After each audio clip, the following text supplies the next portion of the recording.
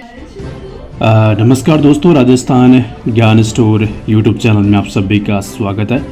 तो सबसे पहले तो दोस्तों आप राजस्थान ज्ञान स्टोर यूट्यूब चैनल के साथ जुड़ सकते हैं, चैनल को सब्सक्राइब कर सकते हैं, शेयर भी कर सकते हैं। इसके अलावा दोस्तों आप टेलीग्राम चैनल के साथ भी जुड़ सकते हैं। तो यहाँ पर देख सकते हैं दोस्तों, कल रीट का एग्ज़ाम होगा 27-28 कल और परसों, लेकिन उसके बाद जो होगी थर्ड ग्रेड शिक्षक भर्ती, उसको लेकर एग्ज़ाम की तैयारी को लेकर, एग्ज़ाम डेट को लेकर कर्मचारी चयन बोर्ड अध्यक्ष ने ट्वीट किया। आपको पता है दोस्तों, रीट के बाद माध्यमिक शिक्षा बोर्ड रेट कराएगा, उसके बाद थर्ड ग्रेड की जो शिक्षक भर्ती है वो कर्मचारी चयन बोर्ड कराएगा। उनके अध्यक्ष है आलोक राज, उन्होंने ट्वीट किया अभी थोड़ी देर पहले।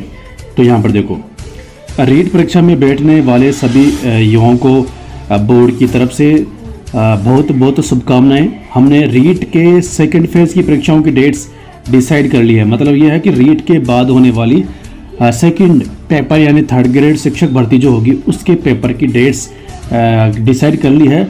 आप एग्ज़ाम दे दो 27 और 28 फरवरी को, फिर बता देंगे। Best of luck.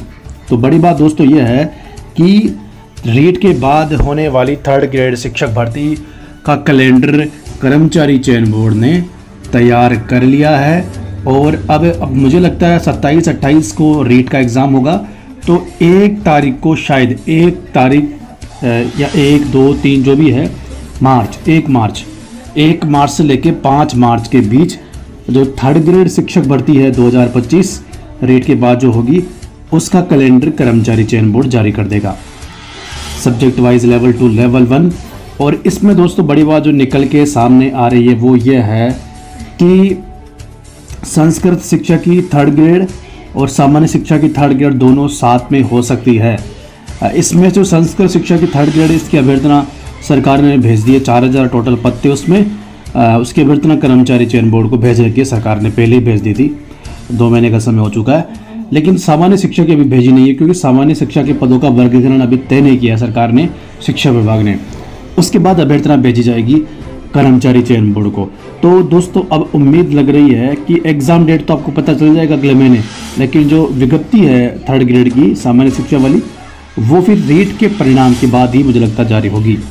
और रीट का परिणाम मान के चला मार्च के लास्ट में या अप्रैल के शुरुआत में जारी हो जाएगा, और अप्रैल के महीने में यानी 40-50 दिन में रीट की विज्ञप्ति जारी हो जानी चाहिए। ठीक है, तो कितने पदों पर जारी हो सकती है? तो एग्ज़ाम डेट का दोस्तों कर्मचारी चयन बोर्ड ने एग्ज़ाम डेट फिक्स कर ली है थर्ड ग्रेड की।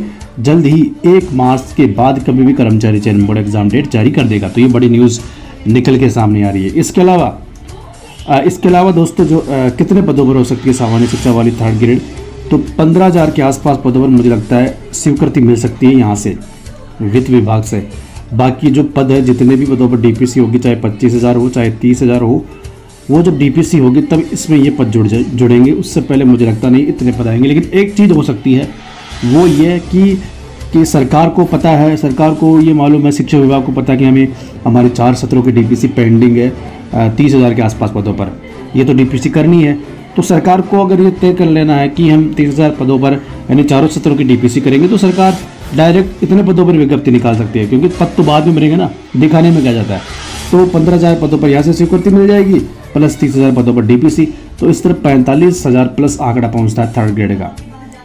तो हो सकता है कर्मचारी चयन बोर्ड 45,000 पदों पर जो है वो वैसे आसान नहीं है, क्योंकि वित्तीय स्वीकृति मिलती है वैसे, ठीक है, लेकिन बाद में बढ़ सकते हैं। 45,000 पदों पर संशोधित विज्ञप्ति जारी हो सकती है। जैसे आरपीएस से भी कुछ भर्तियों में पद बढ़ाकर संशोधित विज्ञप्ति आरपीएससी जारी करी, वैसे कर्मचारी चयन बोर्ड भी जारी कर सकता है। वैसे शिक्षा विभाग का काम होता है बाद में नियुक्ति का, तो दोनों ही कर सकते हैं। अगर एग्ज़ाम से पहले पद बढ़ जाते हैं, जो बढ़ने ही चाहिए क्योंकि डीपीएससी जल्दी होगी, तो कर्मचारी चयन बोर्ड विज्ञप्ति जारी करेगा।